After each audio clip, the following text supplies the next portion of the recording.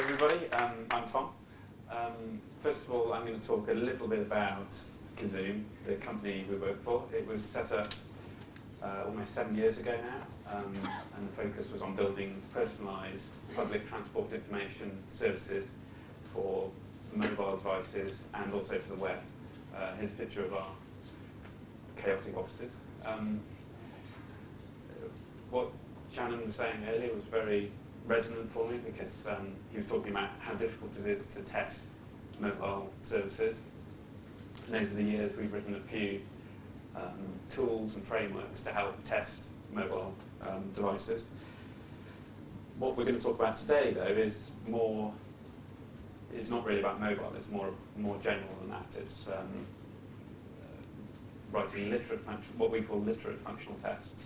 And the basic idea is to be able to write tests that are very understandable by both developers and by the customers that we're developing software for. This is particularly relevant because Gazoom is an XP company. It's been that ever since it was set up. So we're always talking about customers. So what is literate functional testing? Let's go through it word by word. Literate comes from Donald Knuth's idea of literate programming. Like many things in computer science, it all goes back to Knuth. His idea there was to have documentation and code embedded in the same document. We mean it to be something slightly different. We're talking more about readable code. We're not talking about integrated documentation here. However, there is a quote from Knuth, which I'll read out, which is quite famous. Instead of imagining that our main task is to instruct a computer what to do, let us concentrate rather on explaining to human beings what we want a computer to do. So that chimes with this idea of communicating with the customer. The other strand of literate is to do with linguistics. Programming languages have always used ideas from natural language, whether they acknowledge that explicitly or not. I think Larry Wall's quite, he talks a lot about the influences from natural language in Perl. So in this framework that we're going to talk about, we're going to acknowledge the different linguistic devices that we're using. So functional, in literate functional testing, goes back to XP. So we're talking about the unit of delivery of XP is a kind of functional unit, it's a feature. And then the important thing about that is the way that that's in the customer's domain of discourse. These things that customers talk about are things that customers talk about, and so they understand them and they decide what they are. So this is to distinguish it from unit testing. And then the testing is the automated testing bit, which is where we come in to this conference. We come from a Java background, so we're using lots of Java automated testing tools, some of which, maybe all of which you know well. JUnit, for example, needs no introduction. JMock is a mock object testing framework written in Java for unit testing, and I think 3 of the authors are in the audience today. For functional testing, we've been focusing on web applications, and certainly for this talk, we'll mainly focus on testing HTML. So we've used HTTP unit and HTML unit. HTTP unit is slightly lower level than HTML unit, which we prefer.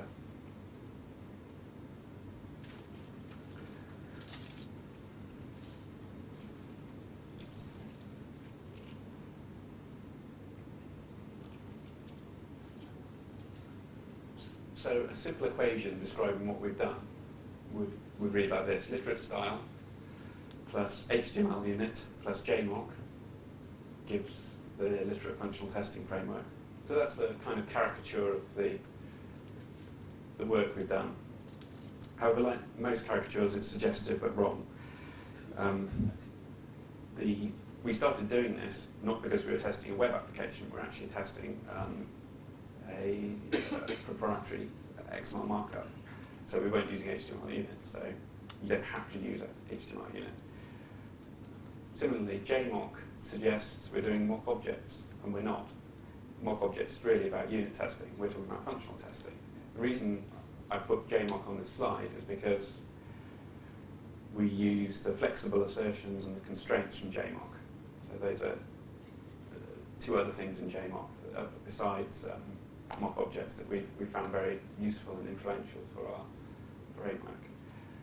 Also, we've built on these frameworks. We haven't just added them together and called it literate functional testing. There are other ideas that have come in, which we'll go through in this talk.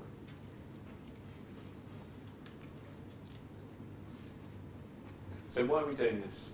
Well, our aim is to be able to write tests that developers can read very easily. That's quite a common requirement. You want a test that when you come back to it in 3 months' time, you can read it and get the intent very quickly without having to understand the low-level stuff that's going on. Furthermore, we want to be able to use these tests as test artifacts that we can share with business analysts and customers. That's not something that happens much these days, if at all. So these tests provide a common language for us to talk to our customers. And the idea is that that cuts out developers having to interpret what they've done back to the customer.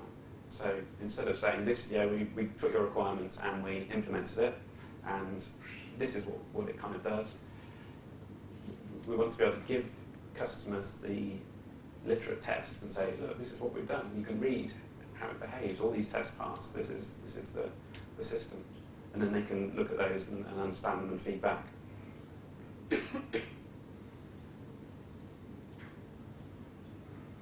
So to do that, we've got 5 principles that the framework follows. The first 2, being high level and readable, are important for the customers. So we want them to be high level so that they're in the customer's language, they're at the user level, as it were. And we want them to be readable so that the customer can understand them. Those 2 are important for developers too. Obviously, they should be readable for developers, for different developers or yourself coming back to code. But the last 3 points need to apply to developers as well. It should be easier for a developer to come along and write new tests. They should be composable, by which we mean the constructs of the testing should be applicable in different contexts. You shouldn't have to write lots of stuff to test your system. You should be able to reuse bits, I suppose. And they should be extensible. We want to be able to grow the framework as a developer developing a particular application. I want to be able to grow the framework to use the vocabulary of the domain. And that fits in with the customer as well, so it's talking in their terms. So that's what we're going to do. I'm going to hand over now to Robert, who's going to talk about how the framework was born and the initial ideas that got it started. Okay, thanks, Tom. So as Tom said, we didn't start out doing web testing. We actually started out when we were building, about 9 months ago now, an application for transport information over digital TV. Because obviously you want to look at transport information when you're at home in front of a TV. But anyway, that's what we had to do. And so this used a custom XML markup. So we didn't actually have an off-the-shelf tool to test this thing. So we needed to build something. And I sort of took this as an opportunity to build something that was new and somewhat different. Steve mentioned earlier HTTP unit in his talk, and a lot of you seem familiar with that. And I think, Steve, you said something like you can get it to go to this page and click on the link with the label A, or something like that. But if you've used HTTP unit, you can't write exactly that. This is one of the tests that we had from maybe a year ago from one of our other applications. It's a bit messy. It muddles up concepts of HTML stuff with web client stuff with the actual requirement that you want and the thing that you're testing. And it's all a bit kind of muddled together there, and there's quite a lot of code. So probably for Java programmers, probably fine, you can work out what's going on here. But I can't show this to my business analyst, probably. I definitely can't show it to my customer. They won't know what's going on here. It's even a bit difficult for me to look at it now and see what's going on. So we'd like something that was a bit more expressive, something that was a bit more in the domain of the requirements, and something that's a bit shorter, really. So what we decided to do was go and think about what do we want, and then build a framework that would support the sort of test we want. So we just took some paper, and we took some mock-ups. These are just like Photoshop mock-ups of what the application was going to look like. Our designer did. So you can see it's got sort of menus and stuff. It's got some drop-down boxes and radio buttons and buttons like that. And you've got, sort of survey, summary stuff, information about travel news and things like this. So looking at these sort of mock-ups, we go, okay, well, how can we write a test just on a bit of paper that says, how will we know when we've implemented this feature?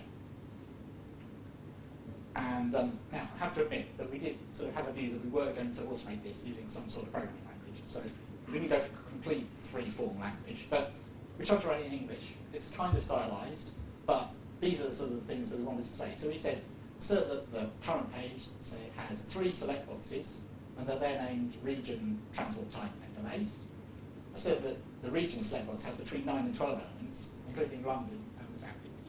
So hopefully this would be understandable by even a non-programmer, and they can check it against the mock-up, and they know that if we implement something that passes this test, we should have implemented the right thing. So the customer knows that we're writing the right test because they can read it, if we can make our code loads like this, which is tricky with HTTP. So what do we do? So we typed in the words into text or something, and we went, okay, right, so we've got them in an electronic form now, step one. How can we refine it into something a bit more code-like? So not trying to think too much at this point about how will we implement the framework, but something that might be implementable. Sort of add brackets and things in likely-looking places.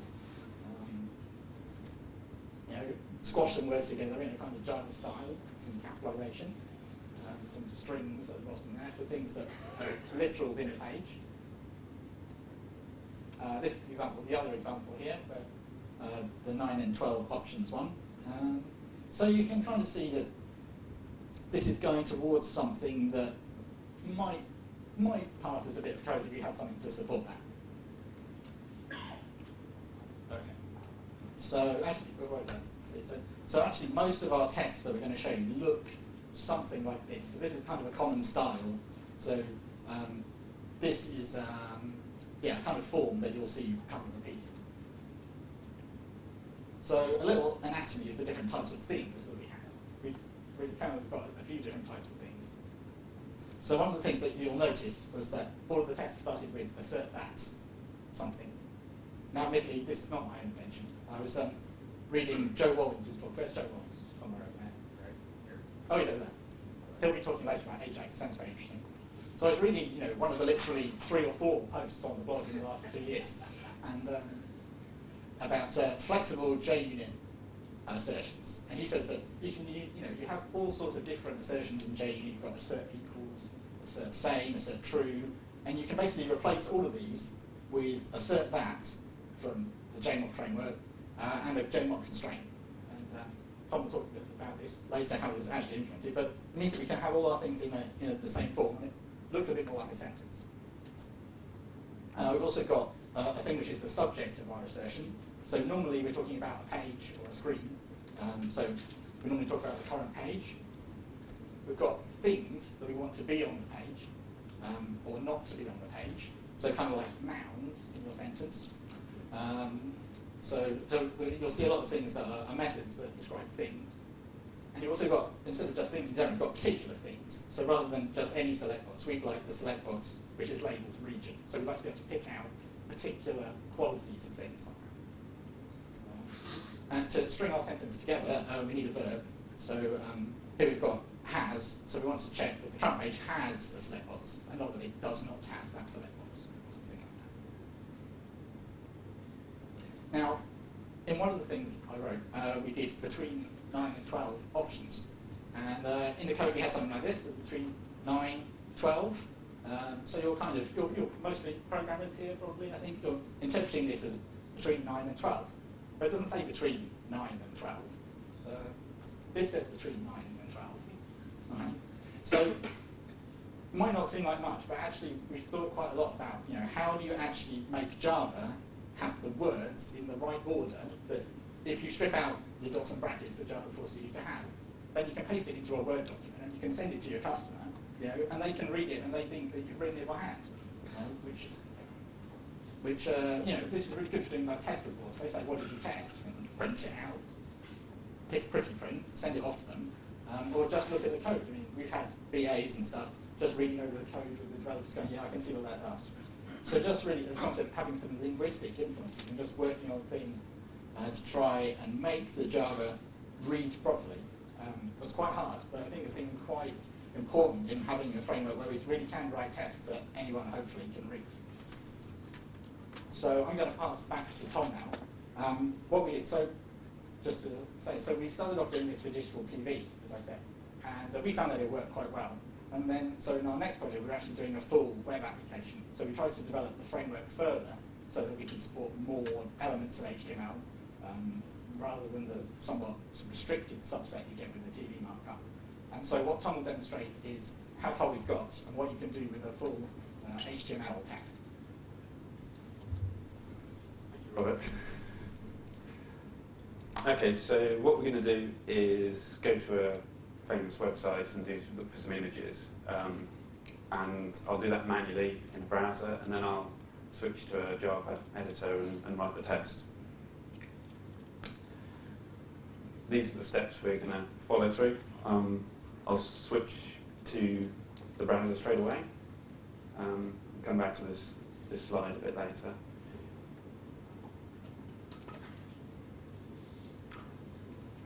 Okay.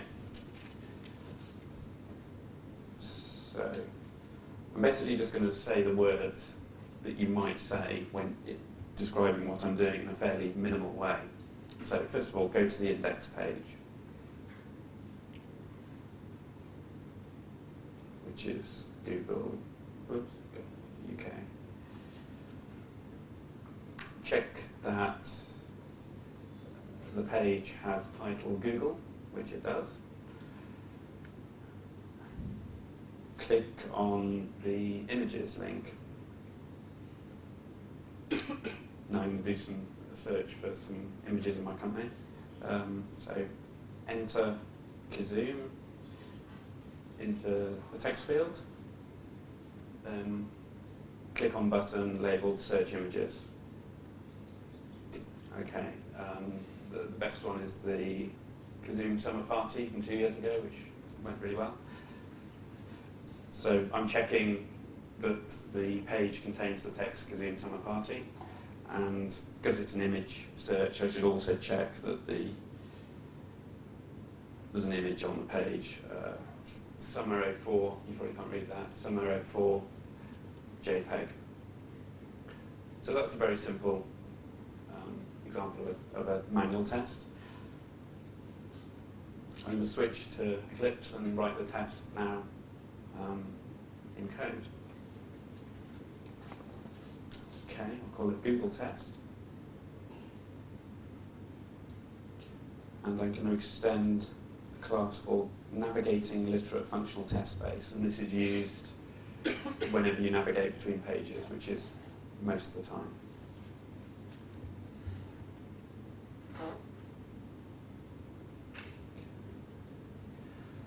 I'm just going to import a couple of useful static methods. So you'll see why we need these in a minute. It's easier to type them first.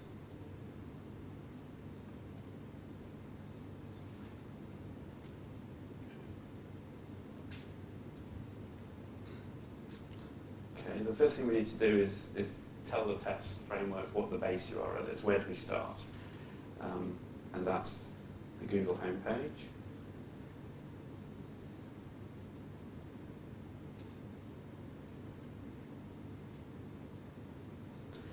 Now we can write the test proper. So, I mean, in case you hadn't noticed, this is actually based on JUnit as well, somewhere up the chain. So, test image.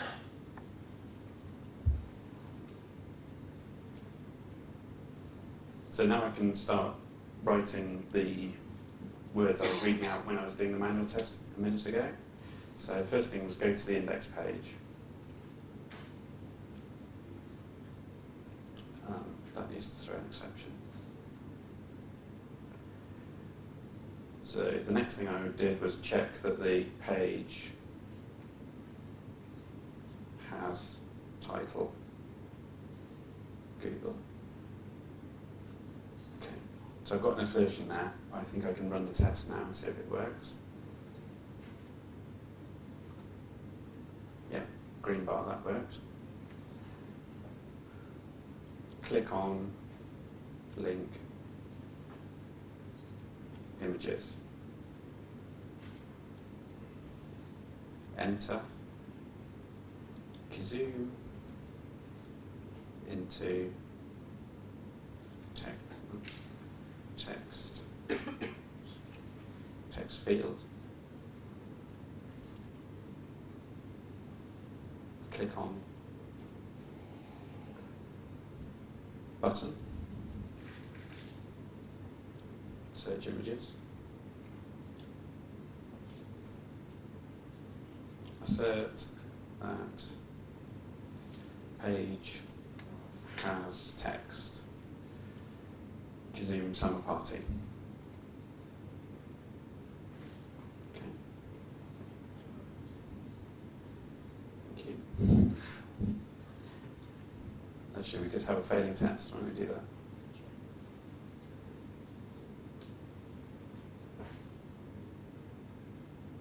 Didn't like that, so let's get that to work. That's working now. And finally, let's just check that the image name that we expect is on the page. So I'm going to do a slight variant here, so that it has image with URL that ends with summer04.jpg. Can't type again.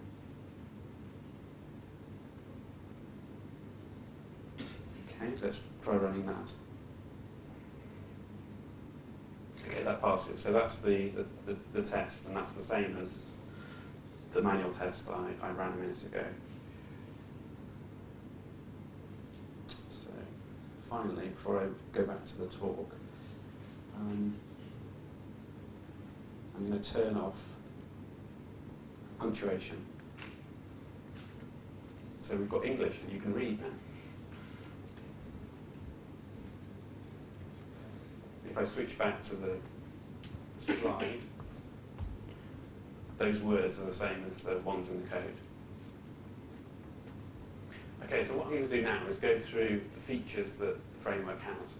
We've seen most of them in that demo. I'm just going to go through each in turn and talk about what it is really, to give a bit more detail about how it works. So those are the list of features that we think are important in the framework. First 5 were covered in that demo, the last 2 weren't. We'll talk about those more in a minute. So the first thing we have are actions. Actions are verbs, they do things. So for example, go to the index page, remember we're using HTML unit, and so it maintains the state of the browser, which is connecting and retrieving pages from the website. So go to the index page, just retrieves the first base URL and updates an implicit variable called page. On Robert's slide, it was called the current page, but that was the previous version of the framework. So that's an implicit variable. Implicit variables aren't a new idea. For example, JSPs have a page variable that you get when you're writing a JSP. It's JavaScript. DOM programming has all of that, has the same concept too. So page is the most important implicit variable in the framework, and it refers obviously to the current page that you're on. So actions update the page when you navigate. The second most important implicit variable is a variable called it. Now this linguistically is called an anaphora, which is a word that refers to something you've already talked about. So I'll give you an example. In English, if I say the sentence,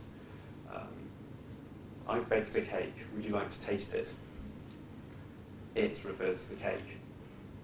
Now, first reaction on hearing this idea would be, wait a minute, isn't that incredibly ambiguous and the last thing you want to introduce into a programming language? And that's a good reaction to have, and it's one that we have. However, we've solved that problem by making sure the rules that govern when it is updated are very simple and hopefully not prone to that ambiguity. So the important rule is that whenever you do an assert that, the subject of the assertion is assigned to the it implicit variable. So if you look at this example, the first line says assert that box get fruit is not null. When that's executed, the it variable is assigned to the subject, that is, box get fruit. So in the second line, I can refer to the fruit in the box and say that it has a property colour, which is yellow. So the reason that's useful is because it avoids us having to assign a temporary variable. If you wanted to, so you've got two choices actually. You could either make the second line say assert that box.getFruit again, and just repeat the reference, which is okay, but a little more verbose, and often, as we all know, these things get very long. And when they do, we typically assign those to temporary variables. But this way avoids us having to assign a temporary variable. And I think we can say our experience of using this so far hasn't caused any problems, as far as we know. Okay, so let's move on to another feature. Matches, Robert mentioned those earlier. They're things on a page. So the whole point of doing this testing is to assert things about the page. We either want to perform actions on bits of the page, for example, clicking on a link labeled images. So link images is a matcher for all links on the page that are labeled images. Or we want to assert things about bits of the page. We want to say the page has a title, which is Google. So that's saying that there's a matcher for title elements on the page that have the value Google. So matches are nouns in linguistic terms. Matches can be refined, and this is very useful when, as we saw in the image example, there were lots of images on the page and we want to refine the one we were matching. So if you look on the top line, it says image. That's the matcher, and we're refining the matcher with a noun post modifier, which is the with URL that, which takes a constraint to say how the refinement works. So those are very useful. The other neat thing about refinements is you can chain them. So you can say with URL that dot with name and a whole list of refinements, allowing you to put lots of conditions on what you're matching in the page. That, by the way, is an example of what Martin Fowler would call a fluid interface. And so, yeah, we're saying that matches and refinements we found, our development team has been writing those. That's an area of extensibility that the team has exploited. They've realised that matches they want don't exist, so they've written their own, which is quite easy because it's a smallish, well, I think it's a two-method interface you have to implement to write a matcher. So the next feature to talk about is constraints. This is straight from JMOC. So there's lots of documentation on how to write constraints in JMOC, and you can do exactly the same in this framework. The one that we've found most useful, I think, is the has constraint. And what that does is assert that the matcher has at least one match. So the meaning of the line, the first example, is assert that the page has at least one title, Google.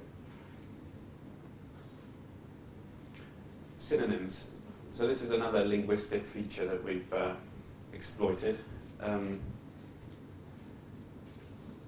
If you look at the code, the implementation of has and have, you would be possibly surprised to see that they're the same. One thing delegates to the other.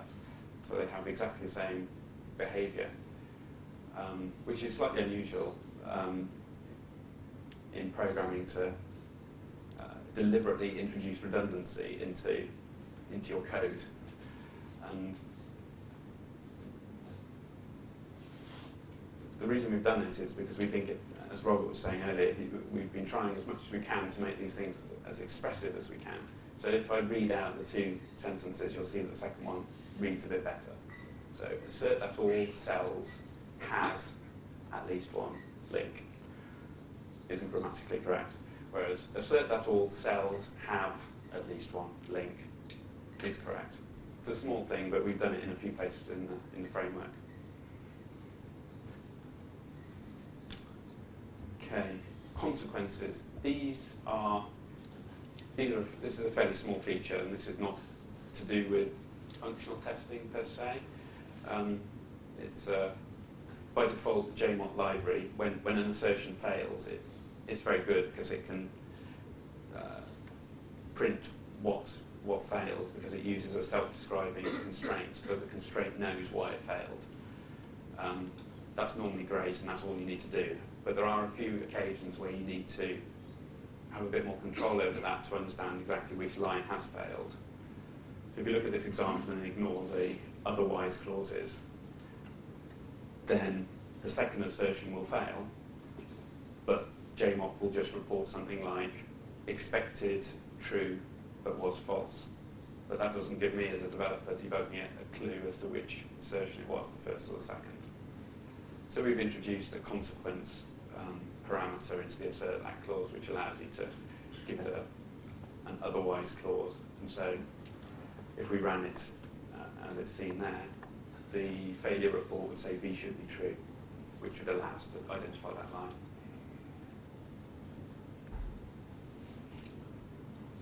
Okay, this is the final feature I'm going to talk about, and it's probably the most complex.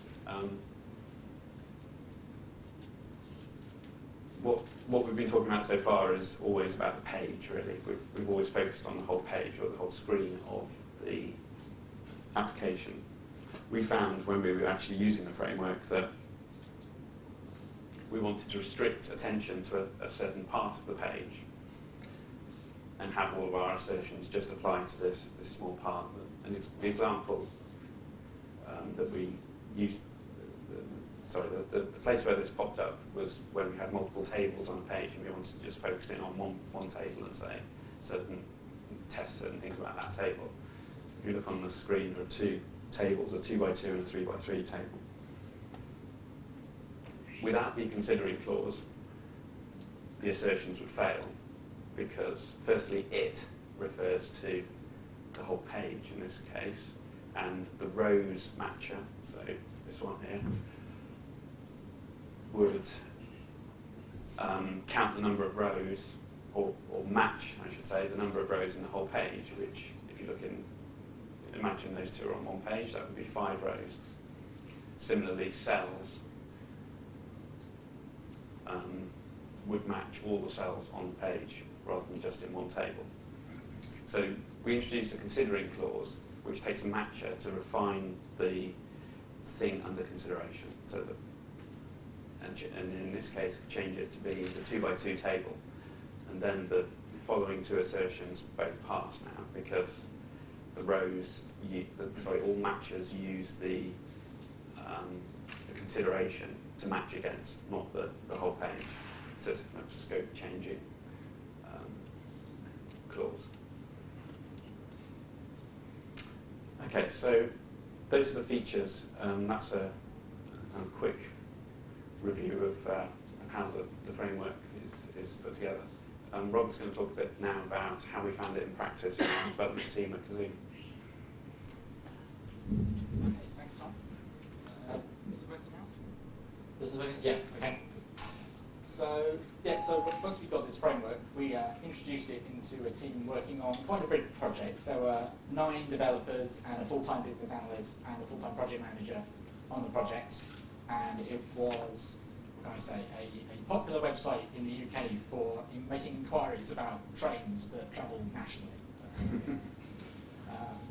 And so this was a project which took maybe about 4 months to develop with all those people full-time. And it was written in Java. And we didn't start off using this framework. We started off writing tests basically in an HTML unit. And then after a while we thought, okay, hang on, now we're developing this framework, can we try this? How will this work out? And so we tried to get the team to adopt, put a picture of the team, tried to get the team to adopt the tool.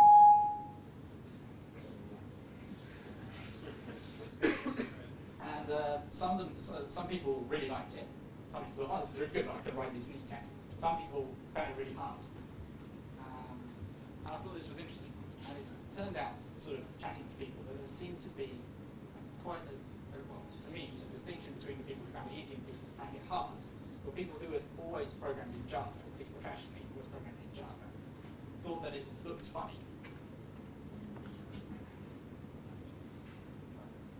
Is that better? People hear me? So people who had always programmed in Java thought that it looked strange, and that you will have noticed in none of our examples has an assignment statement. And people were looking for them. Where do I assign this thing so that I can use it later?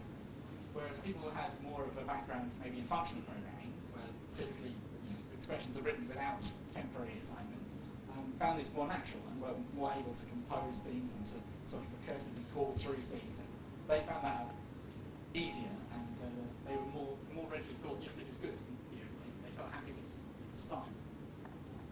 So for the people who were more procedural, I think the approach,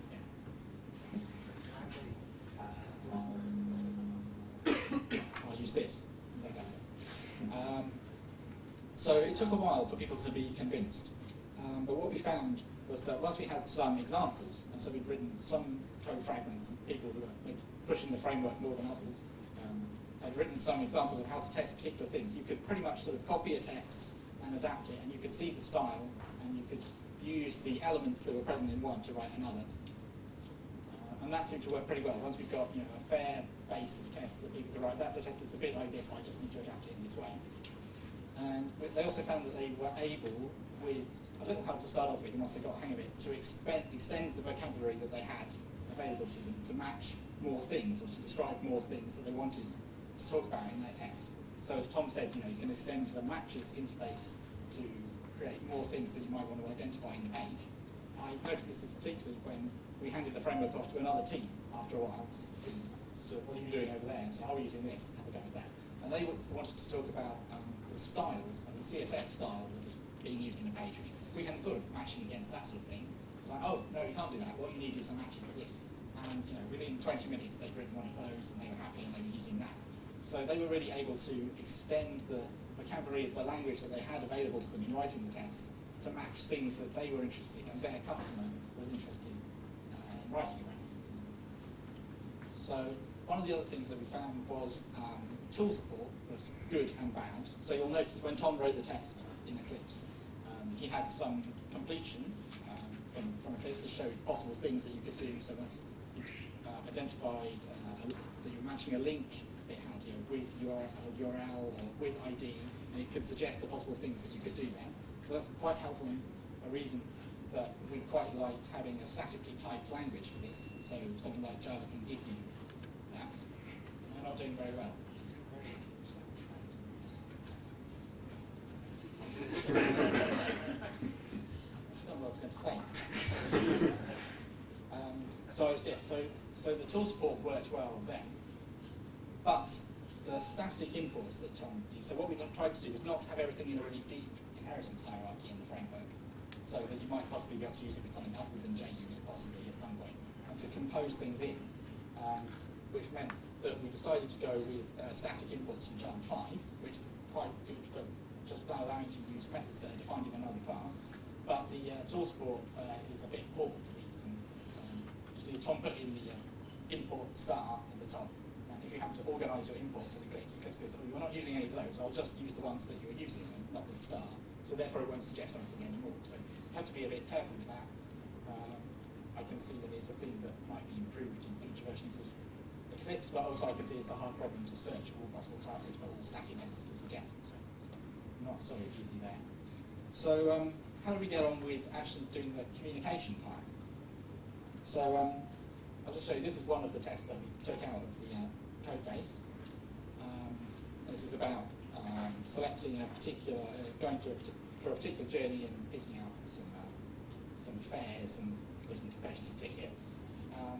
And so this is the sort of thing where, as implementing it, you might have a query over what exactly was the requirement.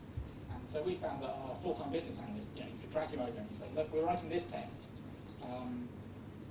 I want to know, is it right that I'm supposed to click on this button, and it should go to this page, or should it go to this page? Am I doing the right thing? And you'd be able to use the test as a common discussion artifact. So, not being a full-time programmer, admittedly, our business analysts have been a programmer in the past, but it wasn't doing it every day, and we don't think that was particularly an advantage. You can read through the test, you can talk about things that it say in the test, and you can agree that your test is wrong or right, based on just the words that are there. So you don't have to say, oh, don't worry about that bit, that's just a programming thing. You can actually talk about this. And also, when we had to produce a report for the customer of what are all the things that you've tested, we take this and do a nice trick Tom shows removing the brackets, just put in a few spaces between the identifier names, and then you can package that up and send that off to your customer saying, this is a list of all the things we tested, here is your requirements document, here's the tests. You can see that we're covering those. And if we had to do that again, it seems perfectly possible to write some sort of pretty printing tool that would just go over and replace all punctuation with white space and do the camel case and put some spaces in there as well. We had to go through and do some dots and spaces and stuff. And we also did that for manual testing scripts. So when we had to get some users off the street to try out some stuff, and we say, okay, do this. We don't have to come up with a whole load of extra manual testing scripts, writing them out by hand for people to understand. We've already got a set of scenarios that came out of the requirements document originally, and now code quite up. And the steps are exactly what you want to do. So I talked about us doing this in Java. There is a number of reasons for us doing it in Java. One thing is all the people who work in our company know how to program in Java, which is useful. And not very many of them know how to program in the same other thing. So it's the common language between everyone. So the other thing is we wanted to harness the tools that we already had. So we had JUnit, we had Eclipse running. So we wanted to run the tools within that. If we were to go and use another language, we might have to fire up another tool. You'd have to switch backwards and forwards. You'd also might be switching languages even. It's very much a difficult thing to keep two different languages in your head, one to run your test and then another to implement it. So we thought by keeping it in the same tool set, in the same, then that would be less of a cognitive difficulty. But it has been suggested that other languages, so it's quite difficult to make Java behave when you put the words in the right order, and all that punctuation is a bit messy. So maybe Ruby might be better.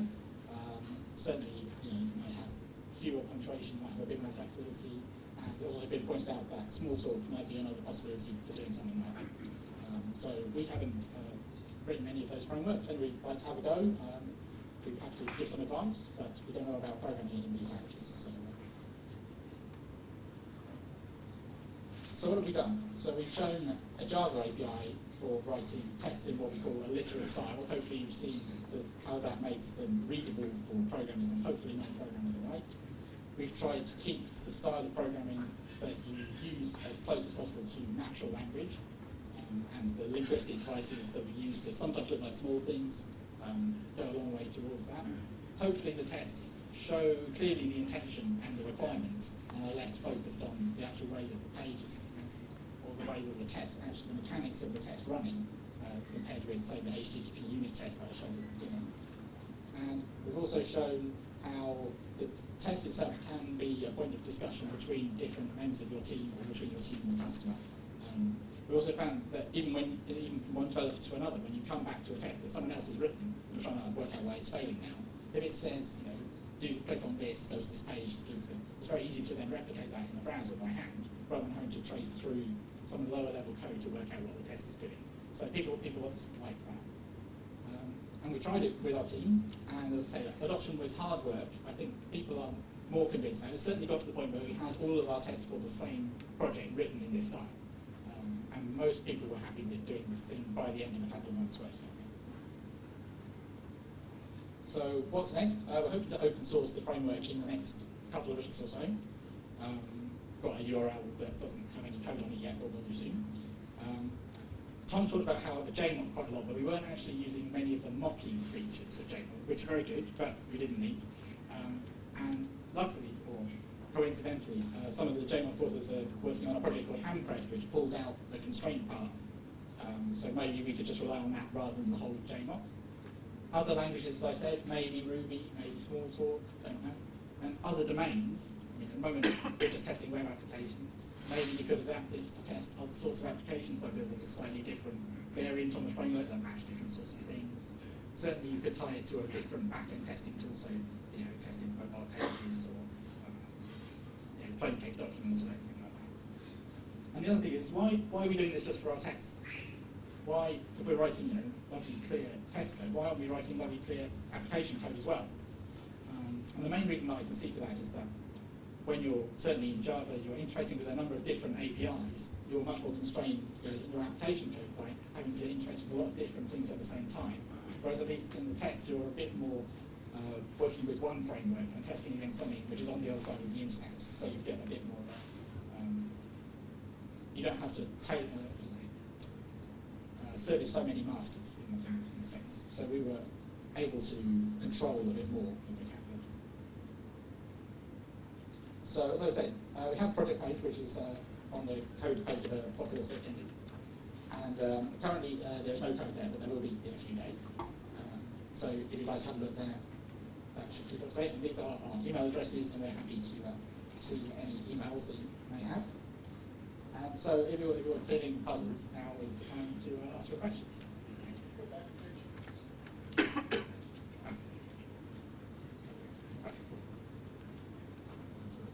So I have a question. If JavaScript is supported, but first of all, I would like to say that this thing is really cool and really impressive. Thank you.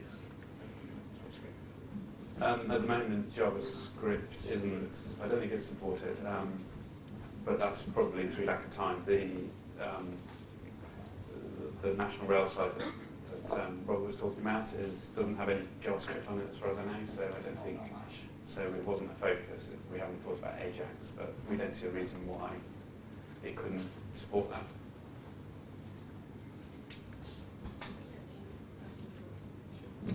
Hi, I'm Anand with Infosys. You would spend a fair bit of time developing the API and getting people to adopt it. You would save some time explaining that to the business analysts and your customer. Were the two compatible, or was it like you take 2 or 3 projects to recover that kind of effort? What do you think is the payback? So I think at the moment, probably we'd spend a bit more time developing the framework. But hopefully, as you move to a new project, you don't have to develop the framework, you only have to do the extensions which allow you to work in a particular domain or with a particular set of requirements, a couple of hours work. At least if we went to another web project, we'd have a couple of hours work to do to match different things. So hopefully within a couple of projects, I think that would be okay. So, question over here. So one can imagine a Firefox plugin that would let you generate these scripts by working in the browser and so forth. What are the problems with that? Have you thought about it, and would it work, or is it beneficial or not? Have you thought about that? I certainly haven't. That's a great idea. So one of the things with that is you need the application first in order to record your text. And one's supposed to test first. So in that case, you wouldn't have the application to record the test. So you would want to write it first and then do it. Certainly, if you were doing things like tracking down bugs or something like that, that would be a good thing. So you already have the application in production, and someone says, "No, when I do this and this and this and this." So if you could capture that trace, even from a log file or something, generate it, that would be great. Yeah, I've been asked to say the name and company. My name's Anthony Marcano, and I'm from testingreflections.com, the online testing knowledge base.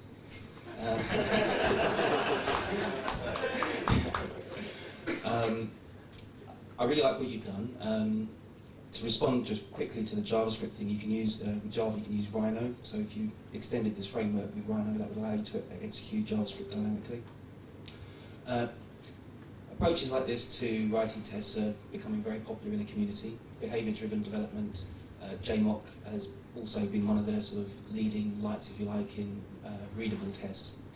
I recently tried to do this the other way around, writing a similar framework for a web application, and now more recently having to do it for a multi-platform interactive TV application. And one of the big problems that I've had is trying to convince the other developers to adopt this particular style of readable tests. You said that adoption was one of your biggest challenges, and I'm very, very interested to hear how you approach that problem. So basically we had some people who took to it immediately, which was, because we wouldn't have built this thing if we didn't think it was good. So obviously you've got some people who think, oh, this style is good. You obviously have some feeling that this is something you want to work towards. So what we did was we did pair programming between people who liked it and people who were less sure. And it wasn't, I think, that people didn't like it. It was that they didn't understand. It wasn't the way that they were thinking about things. They wanted to be much more procedural rather than declarative about what they wanted to test. They wanted to go, I want to get this thing, and I want to get its attribute that's like this, and I want to say if this thing. And so just sort of standing back and going, okay, so what do we want to test? What is the requirement we want to test? Let's think about it. Let's try and write it down. And then let's try and see how we can codify that. Let's look at these examples. Let's follow that through. And then when you get to the end, you can say, look, in 4 lines, I've described that thing. I haven't got this much code. And people began to be happier with it and to like it more, I think, after that process. But certainly it was hard for some people, because I think it is a very different way of thinking about, certainly thinking about Java programming. I mean, as I say, maybe people with different backgrounds take to it more readily as we are almost trying to impose a functional programming style within a Java class, which they just enjoy. Thank you. Jordan D. Mattson from Impact Medical Systems. So, very, very interesting, very, very cool stuff. Parallels some stuff I did when I was at Adobe Systems. Love to talk to you about it. Have you considered, instead of tying to a programming language like Java, Ruby, Smalltalk, all fine, I love them all, going with a domain-specific language and then building a translator to translate to the target language, including that target language being English? I think if you look at like the action keyword-based test tools, or what TestQuest did with what they call test verbs, you might find a very nice model, because then it becomes a way for people to write.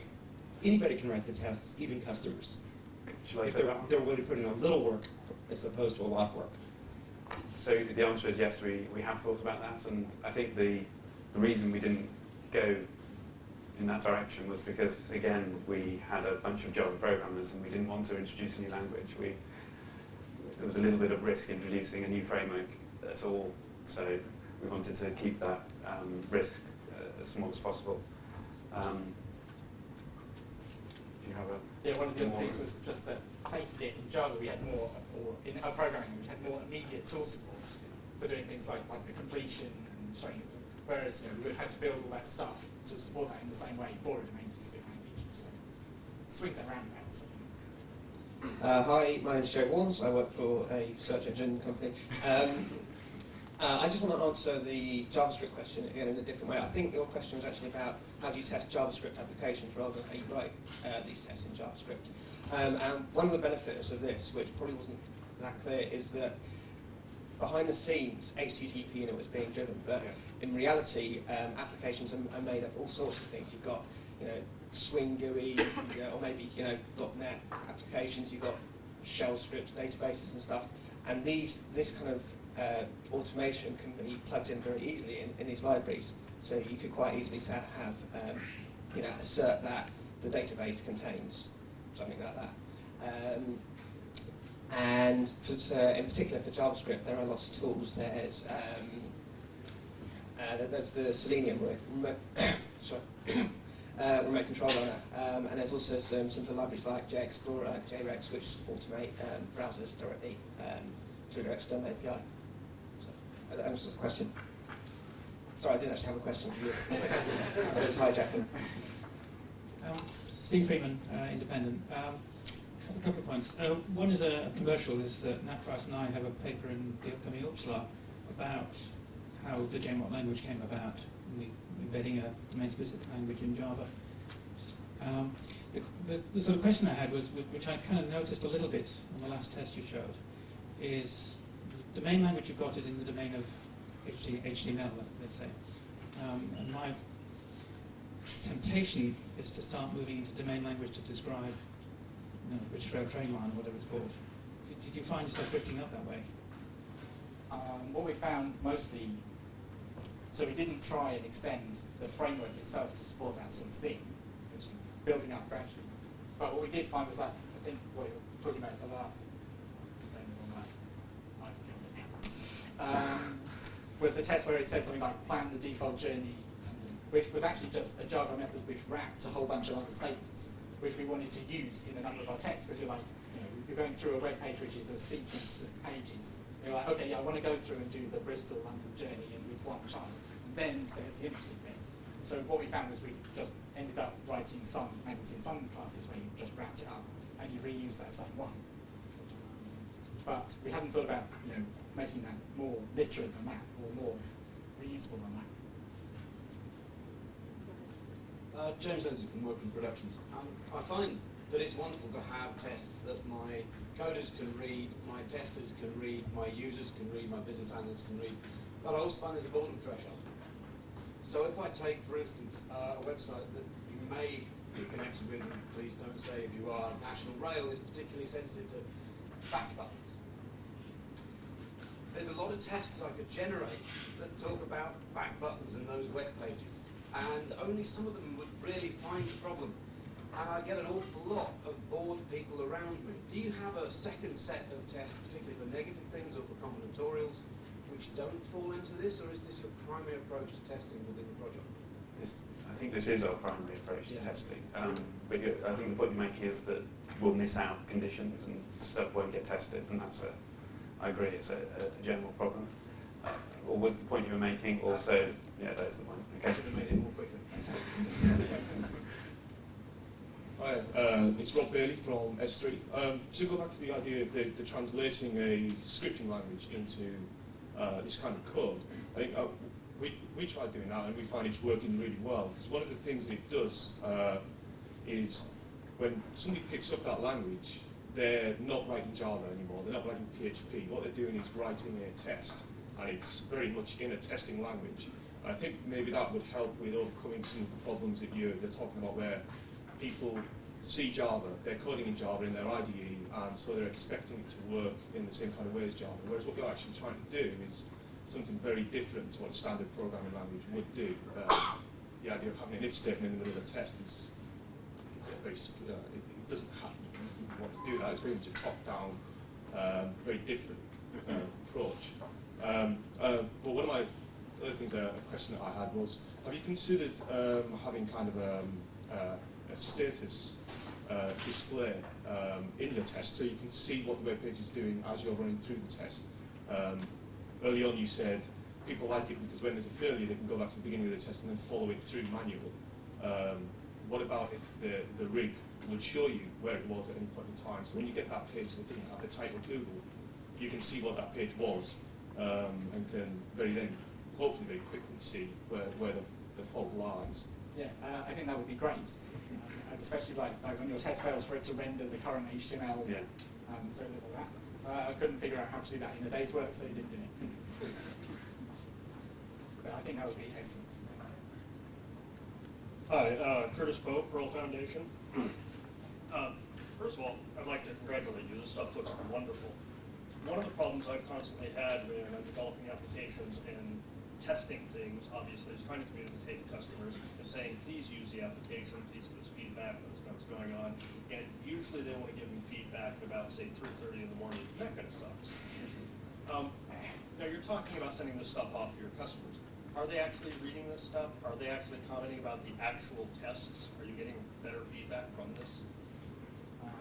So we had business analysts reading actual or identifying a thing and checking it against the test. I don't think the customers read the whole report of what we tested. I think they were happier that they had the report than actually the content of it. And we haven't had, to be honest, the opportunity to really work directly with the customer on developing the tests. I think that would be interesting. I think taking your customer representative, sitting them down with a developer, having them talk about the same thing and come up with the test together at the first place would be interesting. And that's something we would love to try. I think we just haven't had the opportunity to do it. Hi, it's Alex. I think literate programming in general is a neat idea, and literate testing is also a good one as well. But other languages like Smalltalk operate in a very literate style, and also to a lesser extent AppleScript is obviously written in a very literal way. But don't you find sometimes that programmers have a real difficult idea of trying to write in a literal style rather than in a normal programming style? Because there really aren't many AppleScript developers, because no one gets their head around how it works. But those that do find it really productive. And I wondered if you found similar things with your testers. Yeah, I think that was the thing that we experienced, where some of the development team liked it and went, oh yeah, this is cool, but we'll do this. And someone went, no, we don't get it. Why are we even writing it this way? Because they could read perfectly well, the Java code, even perhaps better, because they understood more fundamentally how it works. So I think maybe it is some things for some people, and different things for different people. But, I think the between example is a good one of that. All programmers come to it and see between 9, 12. Whereas a non-programmer would come to it and say, what does that actually mean? So I think that kind of does reinforce what you're saying. Yeah. Anthony Marcano again, testingreflections.com. I won't bore you with the slogan again. I'm interested and intrigued to know, well, I can see that obviously your primary users of this are developers, and the audience, if you like, are customers. And if you're moving, I'm interested to know, did you look at a framework like Fit or Fitness, for example, along with, still Rick Moggridge's thunder from LTAC, where he's going to talk about the Fit library, I'm sure. Did you consider using those, and if so, what were the reasons for choosing this particular path? So we did look at Fit. I think Fit's good. But looking at it in the detail we did, which wasn't great, but we couldn't see how to test everything that we wanted to test. We didn't see immediately how to test something on this web page and then navigate to this one and then try this thing. And so we found, personally, doing it this way was more flexible for us. Rick may be able to tell us later how we could do all this stuff with Fit. But it was looking at it, we found we might be a bit constrained by the table structure. We might want to write much more in one line and much less in another. And we quite wanted to do things that were more, do this thing on this page and then do this different thing on this other page and follow it through that way. So that was our experience. Hi, Nat Price, Senior Dogs Body at B13 Services. I've noticed that you've got basically a single sentence structure that is literate, that's yes, assert that. And then you have anything else that you want to write, you haven't written in a literate way. So I would like to see get fares for one adult and no children, and you haven't written it like that. Is that because in this style, writing new sentence structures is just too difficult? I don't think it's too difficult. I think it's more difficult. So writing the framework is hard. Using the framework is hopefully easier than writing the framework. So writing things that in Java that support the literate style is quite hard. I'm sure you've experienced those things. So some of our developers got into it and worked out how the framework worked, and at that point they could write more literate things. But you needed to know how the framework works, and we wanted to give people an API rather than here's a bunch of code to use. So from that point of view, it was less clear to them how to follow the style. And I think it is generally just a bit more difficult than writing just what we bring here. But I also think that it is possible. We do have some test cases which say, for one adult and thing. But it was certainly took longer to write that than to write this. Hi, Ben Mansell, Zeus Technology. There's an interesting comment you had about when someone asked about the scripting scripting clicks on a web page, you said that you could write the advantage of this is you could write your test before the application was written. Do you reckon you could extend this to write the tests from further back in the development? Say, could you extract tests from a functional specification rather than writing the test separately, or would that be pushing it a bit too far? I'm not sure we could do that. What we did do in this project was annotate each test with the requirements.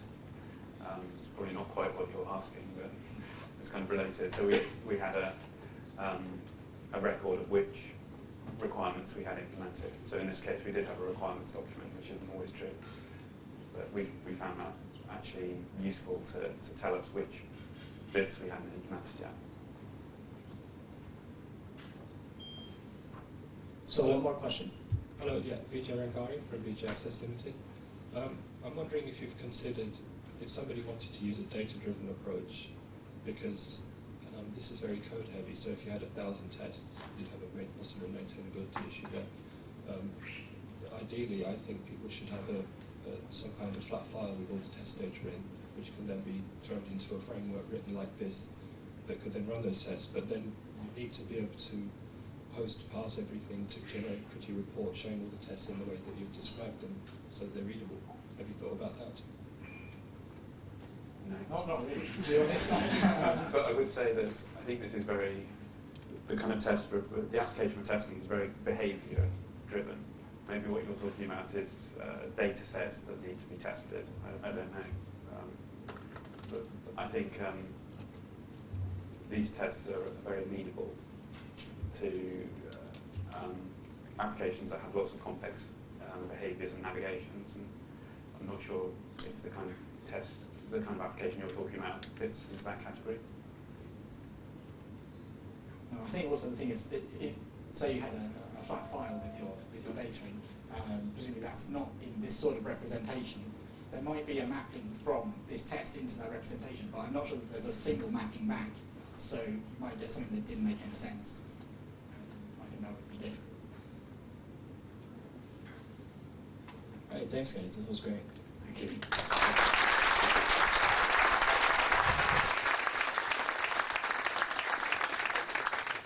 So we've now got a break for lunch.